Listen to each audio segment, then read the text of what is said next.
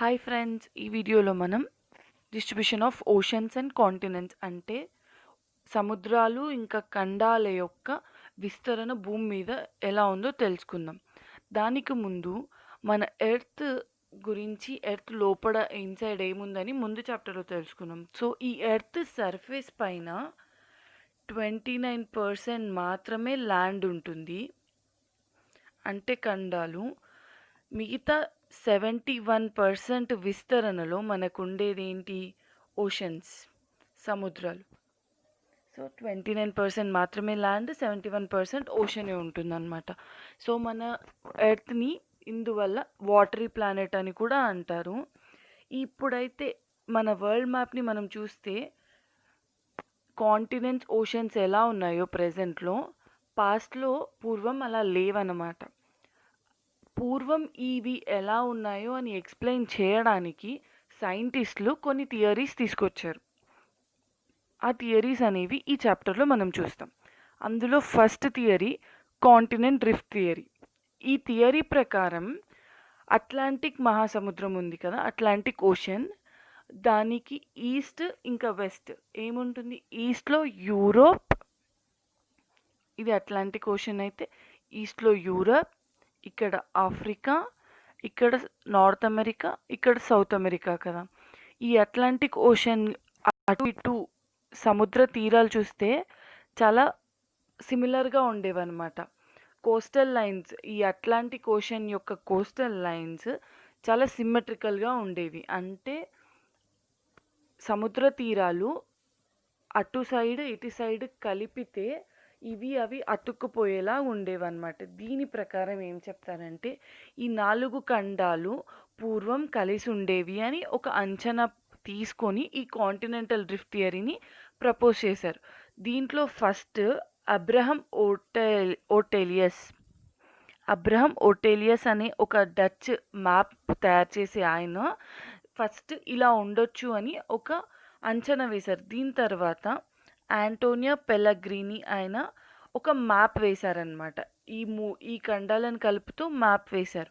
వీళ్ళిద్దరి తర్వాత ఈ కాంటినెంట్ డ్రిఫ్ట్ థియరీ అనే థియరీని ఆల్ఫ్రెడ్ వెగ్నర్, ఎవరు?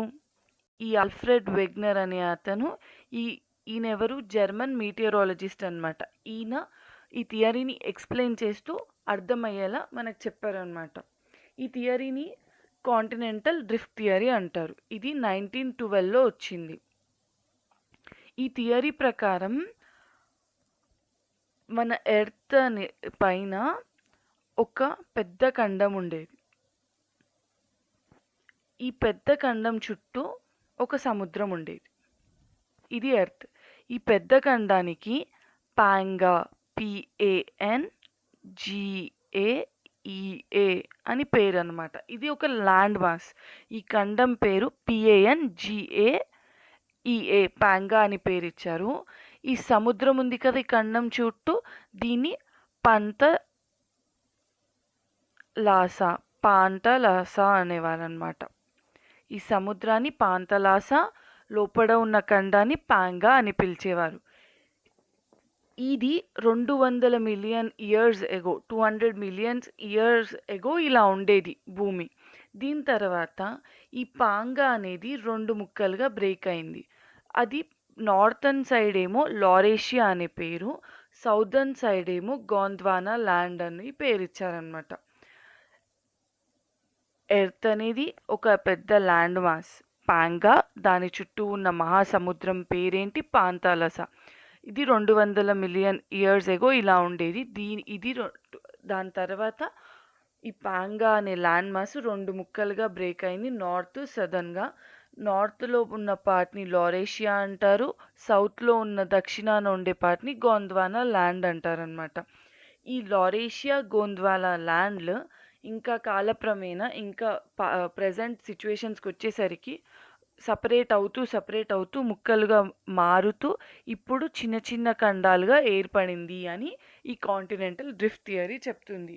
పాంగా అనే ఒక పెద్ద ఖండము, దాని చుట్టూ పాంతసాల అనే ఒక మహాసముద్రం ఉండేది. ఈ పాంగా అనేది నార్త్ సౌత్గా 2 పార్ట్స్ డివైడ్ అయింది. నార్త్లో లారేషియా, సౌత్‌లో గోండ్వానా ల్యాండ్ అని పిలిచేవారు. దీన్ని తర్వాత కాలక్రమేణా ఇది ఇంకా చిన్న చిన్న పార్ట్స్‌గా విడిపోయి ప్రెజెంట్ మన ఎర్త్ ఎన్ని ఖండాలు, ఎన్ని సముద్రాలుగా ఉందో అలా మారింది అని కాంటినెంటల్ డ్రిఫ్ట్ థియరీ చెప్తుంది. ఈ థియరీని సపోర్ట్ చేస్తూ ఆయన కొన్ని ప్రూఫ్స్ చూపించారు. ఆ ప్రూఫ్స్ ఏంటంటే ఫస్ట్ వచ్చేసి మ్యాచింగ్ ఆఫ్ కాంటినెంట్స్, దాన్నే జిగ్స్ ఆఫ్ ఫిట్ అంటారు.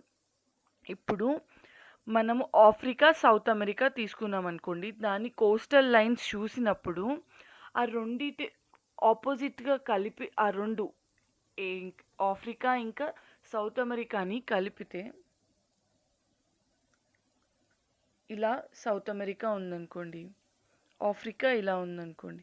ఈ రెండిటిని ఈ కోస్టల్ లైన్ సిమెట్రీ అనేది సేమ్‌గా ఉండేది. ఈ 2 ఇంత కలిపి ఉండేవి. ఈ జిగ్స్ ఆఫ్ ఫిట్ లాగా ఉంది అని అర్థం అన్నమాట. దాని తర్వాత నెక్స్ట్ ఎవిడెన్స్ వచ్చేసి rocks of same age across the oceans. Radiometric dating method use చేసి, రేడియోమెట్రిక్ డేటింగ్ అనేది రాక్స్ పైన, కొండల పైన ఈ మెథడ్ యూజ్ చేసి బ్రెజిల్ యొక్క కోస్ట్‌లో, బ్రెజిల్ ఎక్కడుంది? సౌత్ అమెరికాలో.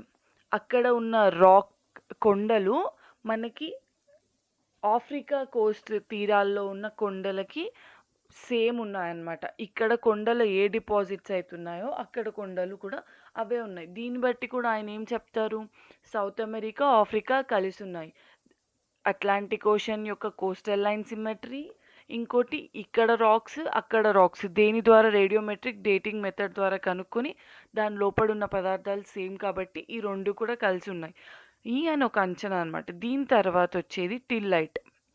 టిల్లైట్ అంటే ఇది ఒక సెడిమెంటరీ రాక్. చిన్న చిన్న సెడిమెంట్స్‌గా ఫామ్ అయ్యి అది ఒక కొండలాగా ఫామ్ అవుతుందనమాట. సో, ఇది దాని తర్వాత కొండలాగా ఫామ్ అయింది. దీన్నే టిల్లైట్ అంటారు. ఇది ఈ సెడిమెంట్స్ ఎలా వచ్చాయి అంటే గ్లేషియర్స్ నుంచి. గ్లేషియర్స్ అంటే ఒక మూవింగ్ ఐస్ అనేది మూవ్ అవుతూ ఒక ప్లేస్‌కొచ్చి కరిగిపోయి అవి తీసుకొచ్చిన చిన్న చిన్న సెడిమెంట్స్ ఉంటాయి కదా! ఏవైతే మినరల్స్, రాక్ మెటీరియల్స్ అవన్నీ ఉంటాయో అవన్నీ ఒక ప్లేస్‌లో డిపాజిట్ చేస్తుంది. అక్కడ డిపాజిట్ అవుతూ ఇలా ఒక కొండలాగా ఫామ్ అవుతుంది. దీన్ని టిల్లైట్ అంటారు. ఈ టిల్లైట్ మనకెక్కడెక్కడ కనిపిస్తుందంటే ఇండియాలో మెయిన్‌గా కనిపిస్తుంది. ఈ ఇండియాలో కాకుండా మనకి ఇంకా 6 పార్ట్స్‌లో కనిపిస్తుంది. Africa, Falkland Islands, Madagascar, Antarctica, Australia.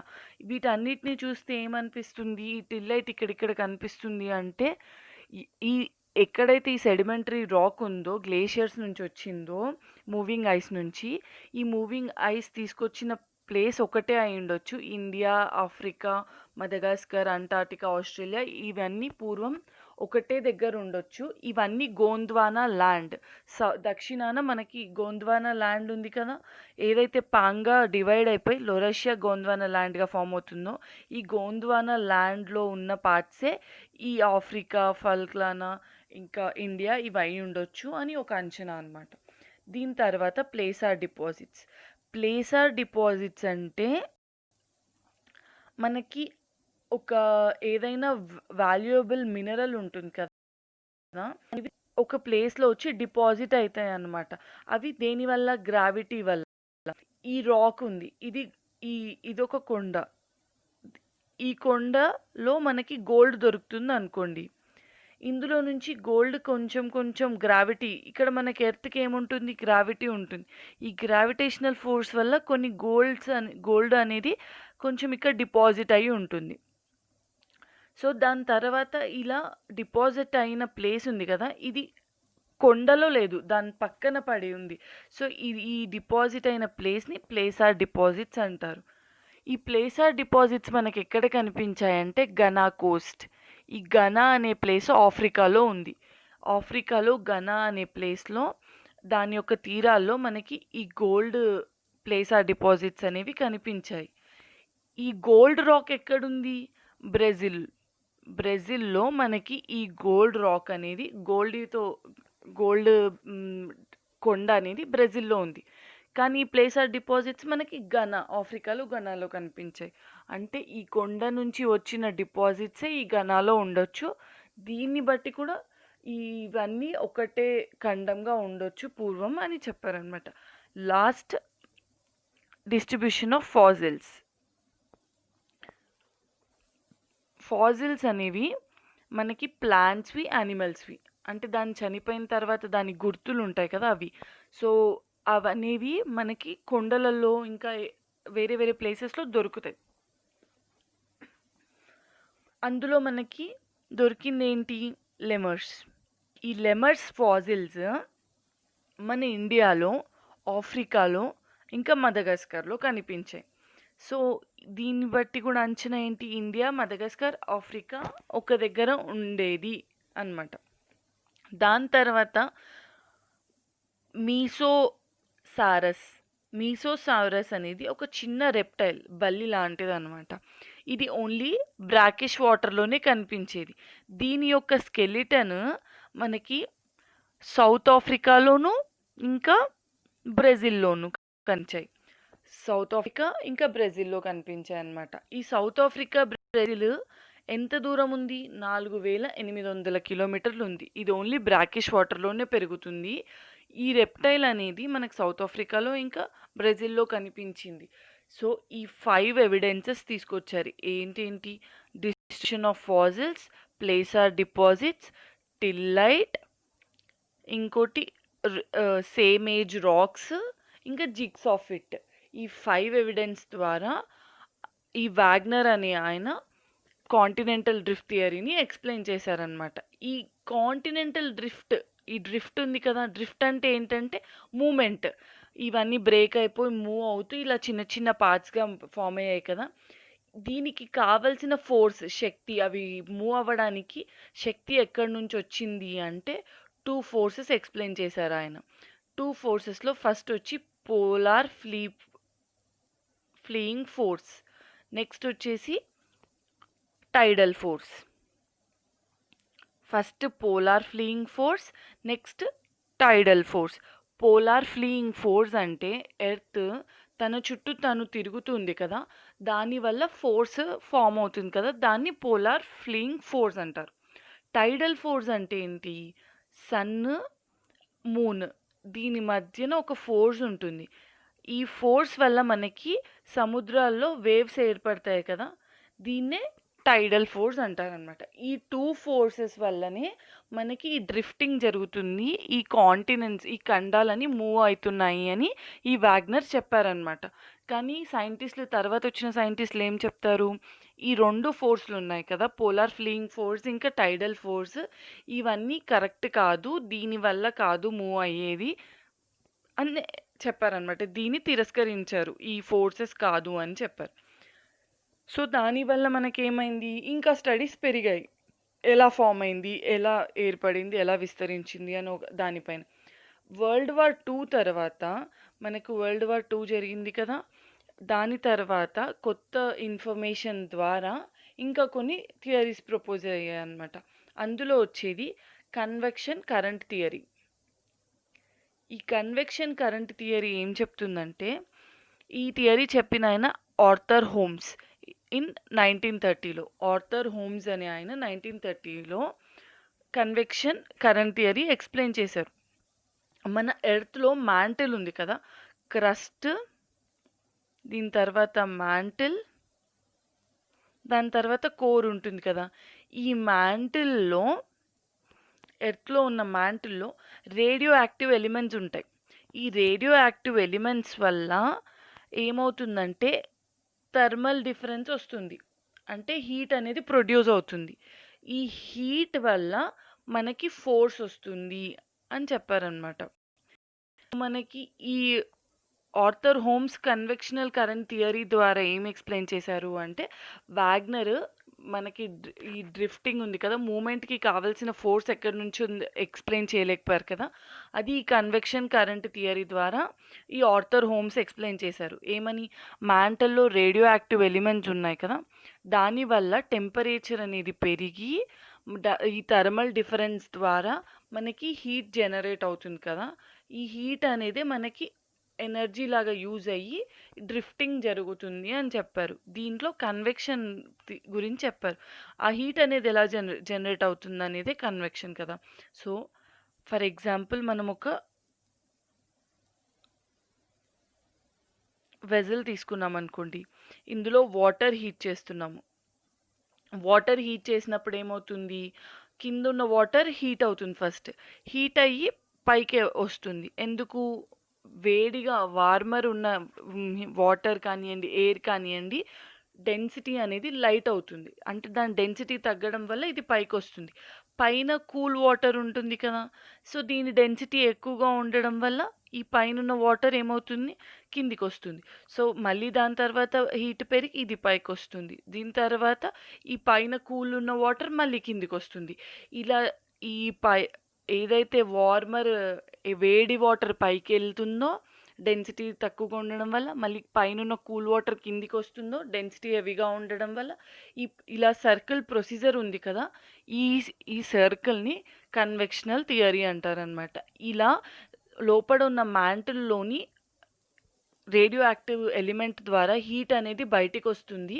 బయట ఉన్న ఏమంటారు, హీట్ లేకుండా కూలర్ ఏరియా ఉంటుంది కదా, అది లోపలికి రావడం వల్ల కన్వెక్షన్ ప్రొడ్యూస్ అయ్యి ఆ ఎనర్జీ వల్ల డ్రిఫ్టింగ్ జరుగుతుంది అని ఇదే ఈ ఆర్థర్ హోమ్స్ చెప్పారనమాట.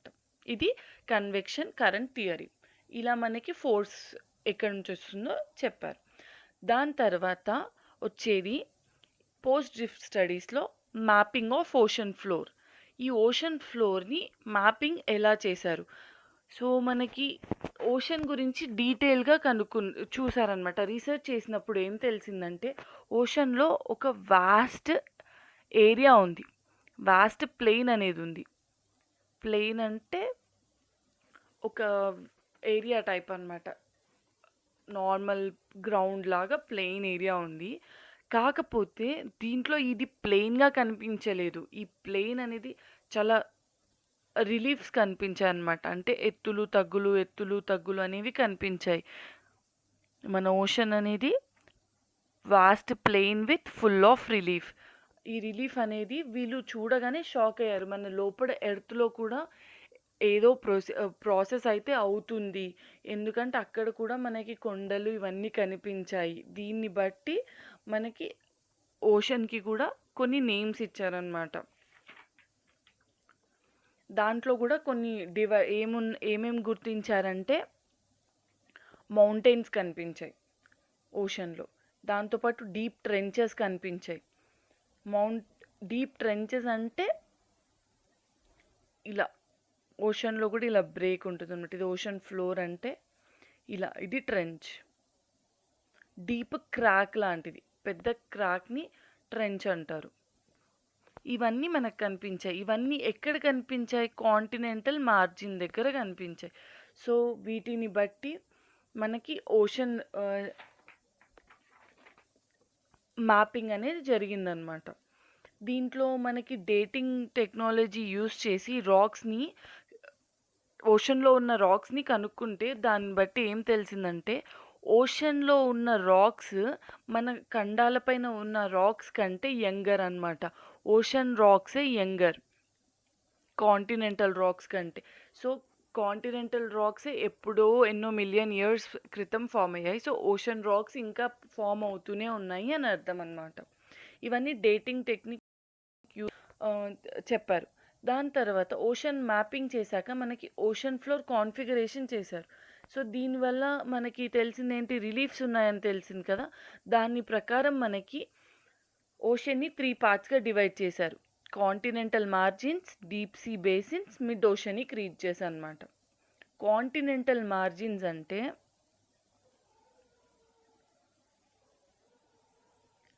మనకి ఓషన్ షోర్ ఉంటుంది కదా, అంటే మనకి సముద్ర తీరం నుంచి లోపల డీప్ సీకి వెళ్ళే ప్లేస్ అంతా కాంటినెంటల్ మార్జిన్ అన్నమాట.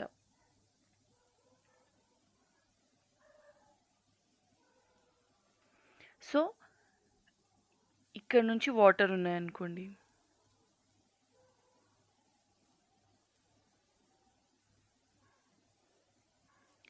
ఇక్కడ నుంచి స్టార్ట్ చేస్తే ఇక్కడ వరకు కాంటినెంటల్ మార్జిన్.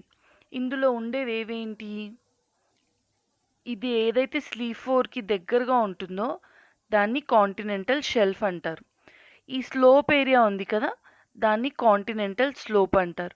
దాని తర్వాత ఈ డీప్ రీజియన్ నుంచి కొంచెం స్లైట్గా రైజ్ అయింది చూడండి, పైకి వెళ్తున్నట్టు, దీన్ని కాంటినెంటల్ రైజ్ అంటారు.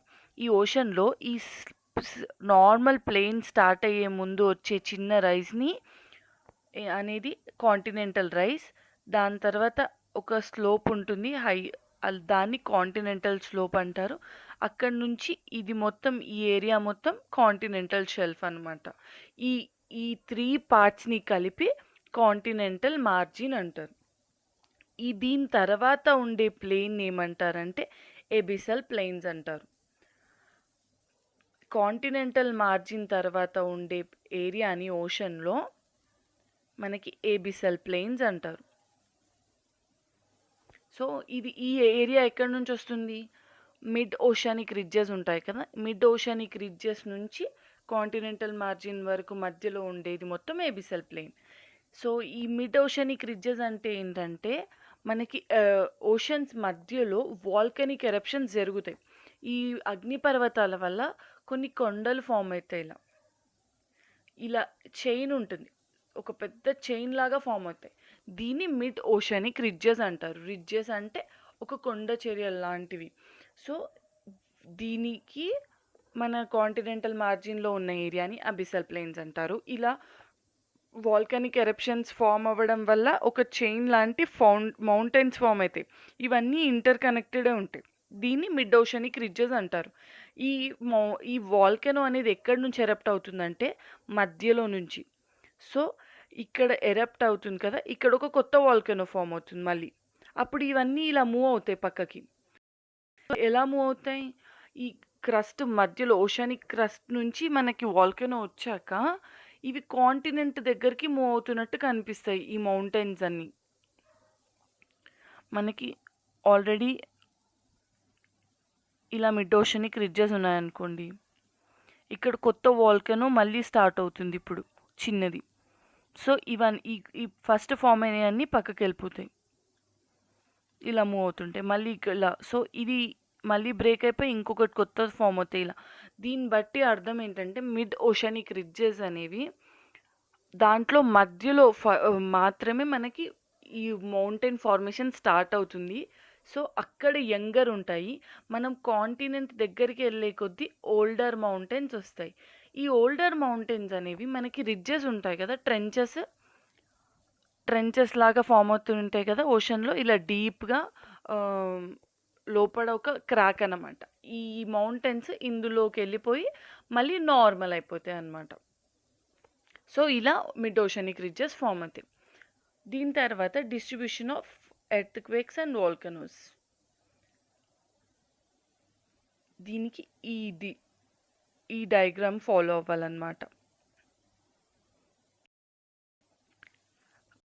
ఈ పెద్ద పెద్ద ఉన్నాయి కదా బ్లాక్ డాట్స్, ఇవి హాట్ స్పాట్స్ అన్నమాట. దేనికి? వాల్కనోస్ కానివ్వండి, ఎర్త్క్వేక్స్ కానివ్వండి, ఇవన్నీ. సో ఇలా హాట్ స్పాట్స్ ఉంటాయి. దీని తర్వాత మనకి ఈ పెసిఫిక్ ఓషన్లో ఈ రింగ్ ఆఫ్ ఫైర్ కనిపిస్తుంది. ఇది రింగ్ ఆఫ్ ఫైర్. పెసిఫిక్ మహాసముద్రంలో ఈ రింగ్ ఆఫ్ ఫైర్ ఉంది కదా, దీన్ని బట్టి ఏంటంటే ఇక్కడ యాక్టివ్ వాల్కనోస్ ఉన్నాయి. ఆ వాల్కనోస్ ఎరప్షన్స్ వల్ల, అగ్నిపర్వతాల వల్ల అది రెడ్ కలర్లో కనిపించడం వల్ల రింగ్ ఆఫ్ ఫైర్ అనేది మనకి పెసిఫిక్ ఓషన్లో కనిపిస్తుంది. దీన్ని రింగ్ ఆఫ్ ఫైర్ అంటారు అనమాట. ఈ బ్లాక్ డాట్స్ అనేవి హాట్ స్పాట్స్. దాని తర్వాత ఈ లైట్ డాట్స్ ఉన్నాయి చూడండి, ఇదంతా ఇవన్నీ ఎర్త్క్వేక్ సెంటర్స్ అన్నమాట. ఇవే మనకి మిడ్ ఓషనిక్ రిడ్జెస్గా ఫామ్ అయ్యాయి ఈ బౌండరీసే. సో ఇది ఎర్త్క్వేక్స్ ఇంకా వాల్కనోస్ ఎలా డిస్ట్రిబ్యూట్ అయినాయి అన్నది. మనకి ఈ ఓషన్ ఫ్లోర్ గురించి తెలియడం వల్ల క్లియర్గా దేని ద్వారా ఈ ఓషన్ ఫ్లోర్ మ్యాపింగ్ చేసాం కదా, దీనివల్ల దాని తర్వాత మనము ఒక కాన్సెప్ట్ని తీసుకొచ్చారనమాట. దాన్నే concept of sea floor spreading అంటారు. ఈ కాన్సెప్ట్ ప్రకారం కొన్ని థియరీస్ కొన్ని పాయింట్స్ని కన్ఫర్మ్ చేశారనమాట. ఎవరు? హెస్ అనే అతను. హెస్ అనే సైంటిస్ట్ 1961లో ఈ కాన్సెప్ట్ని ప్రపోజ్ చేసి కొన్ని స్టేట్మెంట్స్ ఇచ్చారు. అందులో ఫస్ట్ ఏంటంటే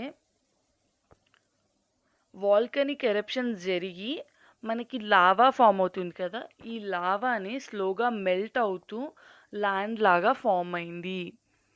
లావా అనేది మెల్ట్ అవుతూ ఈ ఏరియా పైన సర్ఫేస్ లాగా ల్యాండ్ లాగా ఫామ్ అయింది.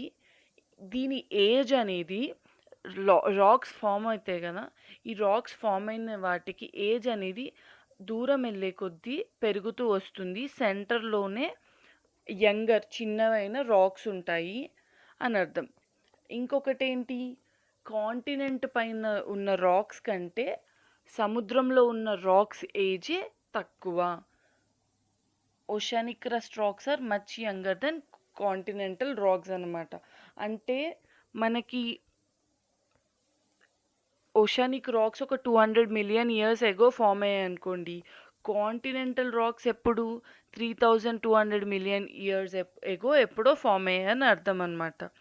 ఇంకొక ఫోర్త్ పాయింట్ ఏంటి, మనకి సీ ఫ్లోర్ పైన సెడిమెంట్స్ ఫామ్ అవుతాయి కదా, అవి చాలా థిన్గా ఉన్నాయి. మన సైంటిస్టులు అనుకున్న దానికంటే ఈ సీ ఫ్లోర్ పైన డిపాజిట్స్ అనేవి చాలా చిన్నవిగా, చాలా థిన్ లేయర్గా ఉన్నాయన్నమాట. కాంటినెంట్ లాగా థిక్ లేయర్స్ లేవు అని అర్థం. సో ఇది ఫోర్త్ పాయింట్. ఫిఫ్త్ వచ్చేసి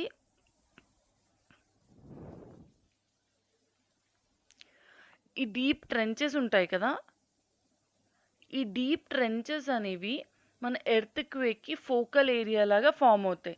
అదే మిడ్ ఓషనిక్ రేంజెస్ ఉన్నాయనుకో, ఈ డీప్ ట్రెంచెస్ ఉండవు, షాలో డెప్త్స్ ఉంటాయి. ఇలా ఈ డెప్త్స్లో మనకి ఈ ఫోకస్ ఉంటుందన్నమాట. మనకి ఎర్త్ క్వేక్ రావడానికి అంటే ఒక ఫోకల్ పాయింట్ ఎక్కడైతే మనకి మూమెంట్ జరుగుతుందో, మనం ఎర్త్ క్వేక్ ఫార్మేషన్ చూసాం కదా, ఒక ఒక కొండ ఇంకొక కొండని ఆపోజిట్ డైరెక్షన్లో మూవ్ అవ్వడం వల్ల మనకి ఎనర్జీ జనరేట్ అయ్యి మనకి ఎర్త్క్వేక్ ఫోకస్ ఉంటుంది కదా, ఆ ఫోకస్ అనేది ఈ డీప్ ట్రెంచెస్లో షాలో డెప్త్స్లో ఉంటుంది అని ఈ 5 పాయింట్స్ని ప్రపోజ్ చేశారు. ఫస్ట్ ఏంటి, లావా అనేది మెల్ట్ అయ్యి ఒక సర్ఫేస్ ఏరియా లాగా ఫామ్ అవుతుంది.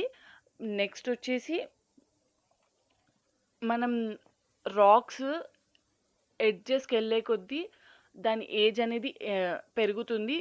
సెంటర్లోనే మనకి యంగర్ రాక్స్ ఉంటాయి మిడ్ ఓషనిక్ రిడ్జెస్లో. అండ్ మనకి ఓషనిక్ క్రస్ట్ మీద ఉన్న రాక్స్ యంగర్ కాంటినెంటల్ క్రస్ట్ కంటే. ఇది థర్డ్ పాయింట్. ఫోర్త్ వచ్చేసి మనకి ప్లెయిన్ ఏరియా ఉంటుంది కదా ఓషన్స్లో, ఆ ప్లెయిన్ ఏరియాలో ఉన్న సెడిమెంట్స్ చాలా సన్నగా ఉన్నాయి, సన్న లేయర్ ఫార్మేషన్.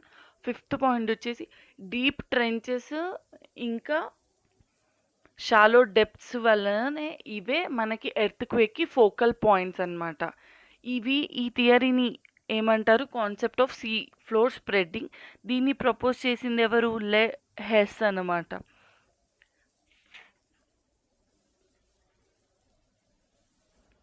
సో ఇక్కడ చూస్తే మనకు అర్థమవుతుంది, ఇది మిడ్ ఓషనిక్ రిడ్జెస్, ఎలా రిడ్జెస్ స్ప్రెడ్ అవుతుందో. సో ఇలా స్ప్రెడ్ అవుతూ వస్తుంది. ఈ మధ్యలో ఉన్న యంగర్ రాక్స్ అన్నమాట. ఇది సీ ఫ్లోర్ స్ప్రెడ్డింగ్ కదా. దీని తర్వాత వచ్చే థియరీ ఏంటంటే ప్లేట్ టెక్టోనిక్స్. ఈ ప్లేట్ టెక్టోనిక్స్ అనేది మెక్కెంజీ, పార్కర్, మోర్గన్ వీళ్ళు ముగ్గురు ఎక్స్ప్లెయిన్ చేశారు. వీళ్ళు ఏమంటారంటే మొత్తం కాంటినెంట్ అంతా మూవ్ అవ్వదు, మన ఎర్త్ లేయర్ ఉంటుంది కదా లిథోస్పియర్ లేయర్, లిథోస్పియర్లో ఏమేమి ఉంటాయి, crust, upper mantle. Crust upper mantle కలిపి లిథోస్పియర్ అన్నమాట, ఈ రెండు. సో ఈ లిథోస్పియర్ లేయర్ అనేది ఒక ప్లేట్. ఈ అప్పర్ మ్యాంటిల్ కింద లోవర్ మ్యాంటిల్ అనేది లిక్విడ్ స్టేట్లో ఉంటుంది కదా. సో ఈ లిథోస్పియర్ ఈ లోవర్ మ్యాంటిల్ పైన ఒక ప్లేట్ లాగా మూవ్ అవుతూ ఉంటుంది. ఈ మొత్తం ఎర్త్ కాంటినెంట్ మూవ్ అవ్వదు. జస్ట్ ఈ ప్లేట్ మాత్రమే మూవ్ అవుతుంది అని ఈ ప్లేట్ టెక్టోనిక్స్ థియరీ ఎక్స్‌ప్లెయిన్ చేశారనమాట. ఈ ప్లేట్ మనకి ఓషన్ మీద అనుకోండి 5-100 కిలోమీటర్స్ వరకు ఉండొచ్చు. అదే కాంటినెంట్ మీద అయితే 200 కిలోమీటర్స్ ఉంటుంది. ఎందుకంటే ఓషన్ పైన క్రస్ట్ అనేది థిన్‌గా ఉంటుంది కాబట్టి. కాంటినెంటల్ క్రస్ట్ కంటే ఓషనిక్ క్రస్ట్ థిన్‌గా ఉండడం వల్ల ఈ ప్లేట్ థిక్‌నెస్ గూడా ఓషన్ పైనే తక్కువగా ఉంటుంది. అండ్ ఈ ప్లేట్స్ అనేవి 3 టైప్స్ ఉంటాయి. డైవర్జెంట్, కన్వర్జెంట్, ట్రాన్స్‌ఫార్మ్ ఇలా 3 టైప్స్ ఉంటాయి. దానికి ముందు ఈ ప్లేట్స్‌లో మనకి 2 టైప్స్ ఆఫ్ ప్లేట్స్‌గా పిలుస్తాం. ఆ ప్లేట్స్ ఏంటంటే ఓషనిక్ ప్లేట్, కాంటినెంటల్ ప్లేట్. ఏ ప్లేట్ అయితే ఓషన్ ఏరియాలో ఉంటుందో దాన్ని ఓషనిక్ ప్లేట్ అంటారు. కాంటినెంట్ పైన ఖండాల పైన ఉన్న ప్లేట్‌ని కాంటినెంటల్ ప్లేట్ అంటారనమాట. Continental plate, oceanic plate. So, మనకి ఎక్కువగా మన ఎర్త్ పైన 70% వాటరే ఉండడం వల్ల ఎక్కువగా ఓషనిక్ ప్లేట్సే ఉంటాయి. అండ్ ఈ కాంటినెంటల్ ప్లేట్స్‌లో గూడా కొంతవరకు ఓషన్ పార్ట్ అయి ఉంటుంది. ఈ ఓషన్ ప్లేట్స్‌లో గూడా కొంతవరకు కాంటినెంట్ ల్యాండ్ మాస్ ఉంటుంది. కానీ ఇలా కాంటినెంటల్ ప్లేట్ అని ఎలా ఇస్తారంటే, ఇప్పుడు ఒక ప్లేట్ తీసుకున్నారనుకోండి, ఇందులో ఎక్కువ ఏరియా మనకి కాంటినెంటే ఉంటే ఇది కాంటినెంటల్ ప్లేట్. ఒకవేళ ఎక్కువ ఏరియా వాటర్ ఉంటే ఇది ఓషనిక్ ప్లేట్ అన్నమాట. ఇలా మనకి ప్లేట్స్ అనేవి డివైడ్ అవుతాయి. ఇందులో మనకి 7 మేజర్ ప్లేట్స్ ఉంటాయి. ఇంకా చాలా మైనర్ ప్లేట్స్ ఉంటాయి. ఈ మేజర్ ప్లేట్స్‌లో 7 ఏవేవి? Antarctica plate, north America plate, South American plate, Pacific plate, Indo Australian New Zealand plate, Africa eastern Atlantic floor plate, Eurasia and adjacent oceanic plate. ఇవన్నీ 7 మేజర్ ప్లేట్స్ అన్నమాట. ఏవేవి? Antarctica, north America, south America, Pacific, Indian Australian New Zealand plate, దాని తర్వాత Africa with eastern Atlantic 4 plate and Eurasia and adjacent oceanic plate. ఇవి major plates 7. దాని తర్వాత వచ్చేవి minor plates ఏంటి? Cocos, Nazca, Arabian, Philippine. ఇవే కాకుండా కారోలిన్, ఫ్యూజీ ఇవన్నీ మైనర్ ప్లేట్స్ అన్నమాట. ఇంకా చాలా మైనర్ ప్లేట్స్ ఉంటాయి. ఇవి మాత్రం మేజర్ ప్లేట్స్. ఈ పిక్చర్‌లో మీకు క్లియర్‌గా కనిపిస్తాయి.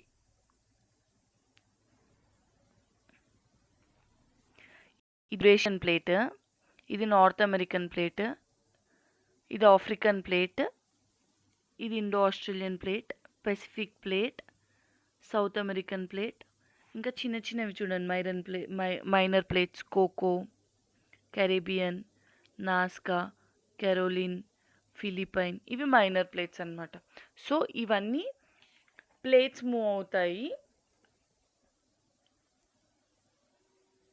కాంటినెంట్స్ ఫామ్ అవ్వడానికి.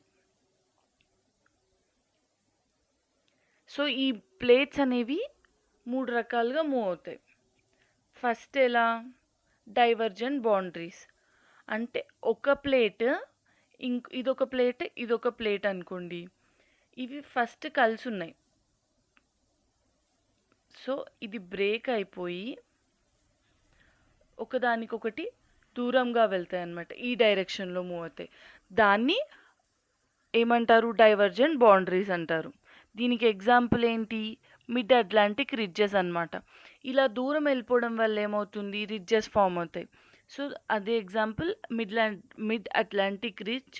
ఇది ఎప్పుడు అమెరికా ప్లేట్ ఈ యురేషియన్ ఇంకా ఆఫ్రికా ప్లేట్స్ నుంచి సెపరేట్ అయినప్పుడు ఫామ్ అయిందే ఈ డైవర్జెంట్ బౌండరీ. దాని మధ్యలో వచ్చేది మిడ్ అట్లాంటిక్ రిడ్జ్ అన్నమాట.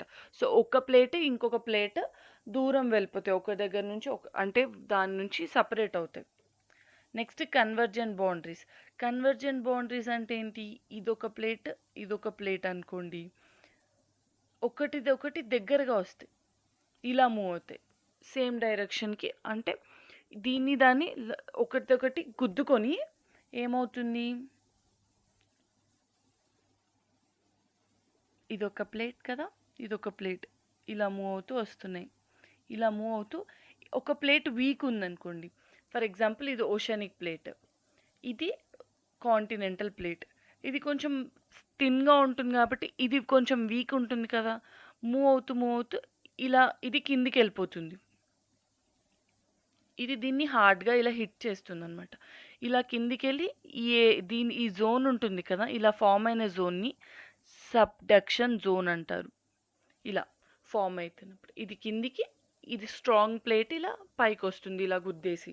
సో, ఇలా ఒకటినొకటి తగిలి కన్వర్జెంట్ బౌండరీస్‌గా ఫార్మ్ అవుతాయి. దీని ఇది 3 టైప్స్ ఆఫ్ జరగొచ్చు. ఎలా? ఓషన్ ఇంకా కాంటినెంటల్ ప్లేట్ మధ్యలో జరగొచ్చు. కాంటినెంట్ ఇంకా కాంటినెంట్ ప్లేట్స్ మధ్యలో జరగొచ్చు. ఓషన్ ఇంకా ఓషనిక్ ప్లేట్స్‌లో మధ్యలో జరగొచ్చు. కన్వర్జెన్స్ అనేది oceanic continent plates, continent plates, oceanic plates మధ్యలో ఈ 3 టైప్స్‌లో జరగొచ్చు. దీనివల్ల ఫార్మ్ అయ్యే జోన్ ఉంటుంది కదా! సబ్డక్షన్ జోన్ అంటారు. దీనికి ఎగ్జాంపుల్ మన హిమాలయన్ మౌంటైన్స్ అలాగే ఫార్మ్ అయ్యాయన్నమాట. దాని తర్వాత ట్రాన్స్ఫార్మ్ బౌండరీస్. ట్రాన్స్ఫరీస్ అంటే ఇక్కడ డిస్ట్రక్షన్ కానివ్వండి, కన్స్ట్రక్షన్ కానివ్వండి ఏముండదు.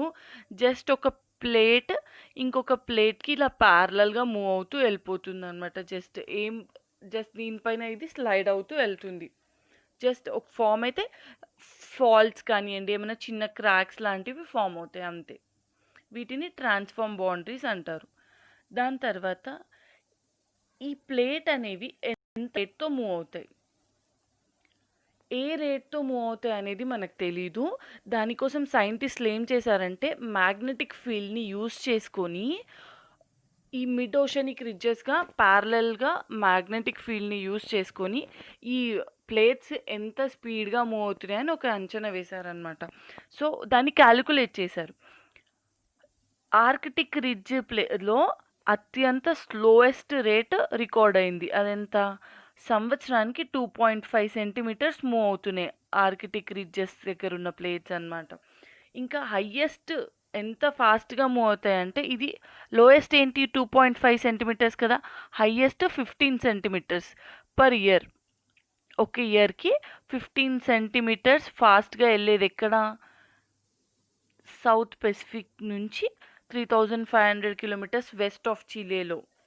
ఆ ఏరియా పేరేంటి? Eastern Pacific rise near Easter island. సో, ఈస్టర్న్ పెసిఫిక్ రైజ్ దగ్గర ఇక్కడ మనకి హైయెస్ట్ ప్లేట్ మూవ్‌మెంట్ అనేది కనిపిస్తుంది. లోయెస్ట్ ప్లేట్ మూవ్‌మెంట్ ఎక్కడ కనిపిస్తుంది? ఆర్క్టిక్ రిడ్జెస్ దగ్గర లోయెస్ట్ ప్లేట్ మూవ్‌మెంట్ కనిపిస్తుందనమాట. మ్యాగ్నెటిక్ ఫీల్డ్‌ని యూజ్ చేసుకొని ఈ ఎంత రేట్ ఉంటుంది అని సైంటిస్ట్‌లు కాలిక్యులేట్ చేశారు. సో, దీనికి కావాల్సిన ఫోర్స్ ప్లేట్స్‌కి మూవ్ అవ్వడానికి ఫోర్స్ ఎక్కడి నుంచొస్తుంది? ఆల్రెడీ ఈ ఫోర్స్ ఎక్కడి నుంచొస్తుంది అనేది మనకి ఆర్థర్ హోమ్స్ అనే ఆయన కన్వెక్షనల్ కరెంట్ థియరీ ద్వారా ఎక్స్‌ప్లెయిన్ చేశారు. Arthur homes convectional current theory ద్వారా ఎక్స్‌ప్లెయిన్ చేశారనమాట. ఏది మ్యాంటిల్ ఏరియా ఉంది కదా! అక్కడ మనకి రేడియో యాక్టివ్ మెటల్ ద్వారా హీట్ అనే ఎనర్జీ బయటికి రావడం వల్ల దా లైటర్ డెన్సర్ అయ్యి హీట్ ఎనర్జీ బయటికొస్తుంది. బయటున్న కూలర్ ఎయిర్ ఉంది కదా! ఈ కూలర్ ఎయిర్ లోపలికి డిపాజిట్ అవుతుంది. ఇక్కడున్న హీట్ పైకొస్తుంది. ఈ ప్రొసీజర్ ద్వారా ఎనర్జీ జనరేట్ అయ్యి దానివల్ల ఈ ప్లేట్స్ అనేవి మూవ్ అవుతున్నాయి అని. దీని తర్వాత movement of Indian plate. Indian plate ఎలా మూవ్ అయింది? 225 మిలియన్ ఇయర్స్ ఎగో మన ఇండియా అనేది ఈ యురేషియన్ ప్లేట్‌కి కదా మన ఇండియా వచ్చి అటాచ్ అయింది. ఇది యురేషియన్ ప్లేట్ అనుకోండి. ఇది ఇండియా అనుకోండి ఫర్ ఎగ్జాంపుల్. ఇది అలా ఉండదు. అంటే మాస్ అలా ఉంది అనుకోండి. ఇది యురేషియన్ ప్లేట్, ఇండియన్ ప్లేట్. దీని మధ్యలో ఒక టెథిస్ సీ అని ఉండేది. TETHYS. ఈ టెథిస్ సీ ఈ యురేషియన్ ప్లేట్‌ని, ఇండియన్ ప్లేట్‌ని సెపరేట్ చేస్తూ ఉండేది. ఈ ఇండియన్ ప్లేట్ ఆస్ట్రేలియా దగ్గర ఐలాండ్ లాగా ఉండేదన్నమాట. స్లోగా ఎప్పుడైతే మన గోండ్వానా ల్యాండ్ ఉంది కదా! మన పాంగా బ్రేక్ అయ్యి గోండ్వానా ఇంకా లారేష్‌గా ఫార్మ్ అయ్యాక ఈ మూవ్‌మెంట్ అనేవి స్టార్ట్ అయ్యాయన్నమాట. ఈ గోండ్వానా ల్యాండ్ కూడా బ్రేక్ అయ్యి ఆ ఆస్ట్రేలియా నుంచి ఇండియా అనేది సెపరేట్ అయింది. అలా సెపరేట్ అవుతూ మన యురేషియన్ ప్లేట్‌కి వచ్చి అటాచ్ అయింది. సో, అటాచ్ అవుతూ మనకి ఈ ప్రొసీజర్ మధ్యలో మన ఇండియాలో డెక్కన్ ట్రాప్స్ అనేవి ఫార్మ్ అయ్యాయన్నమాట. ఇలా వస్తున్నప్పుడే. సో, ఈ డెక్కన్ ట్రాప్స్ ఎలా ఫార్మ్ అయ్యాయి? లావా అనేది మాల్ట్ అయ్యి డెక్కన్ ట్రాప్స్ ఫార్మ్ అయ్యాయి. ఇదంతా ఆల్మోస్ట్ 140 మిలియన్ ఇయర్స్ ఎగో ఈ ఉన్నది స్లోగా ఇలా ఫార్మ్ అయిందన్నమాట. ఈ డెక్కన్ ట్రాప్స్ ఎప్పుడు ఫార్మ్ అయ్యాయి? 60 మిలియన్ ఇయర్స్ ఎగో ఎప్పుడో ఫార్మ్ అయ్యాయి. ఈ 40 మిలియన్ ఇయర్స్ ఎగో తర్వాత ఏమైంది? ఇండియా వచ్చి యురేషియన్ ప్లేట్‌కి కన్వర్జెంట్ అయింది. ఏమవుతాయి? ఈ 2 ప్లేట్స్ కన్వర్జెంట్ అయితే సబ్డక్షన్ అవుతుంది. సబ్డక్షన్ అయ్యి మనకి రాక్స్ ఫార్మ్ అయ్యాయి. అవే మన హిమాలయాస్. సో, మన డెక్కన్ ట్రాప్స్ ఉన్నాయి కదా! మన పెనిన్సులర్ ఇండియాలో డెక్కన్ ట్రాప్స్ అనేవి ఎక్కువ ఓల్డర్ అన్నమాట. మన హిమాలయాస్ కంటే ఈ సదర్న్ పార్ట్‌లో ఉన్న డెక్కన్ ట్రాప్స్‌లో ఉన్న కొండలకే ఎక్కువ ఏజ్ ఉంది. ఇది మన India formation. Indian plate movement అన్నమాట. ఇక్కడితో వీడియో ఎండ్ అయింది. ఒకవేళ మీకు ఈ వీడియో నచ్చితే లైక్ చేయండి, షేర్ చేయండి, subscribe. Thank you for watching.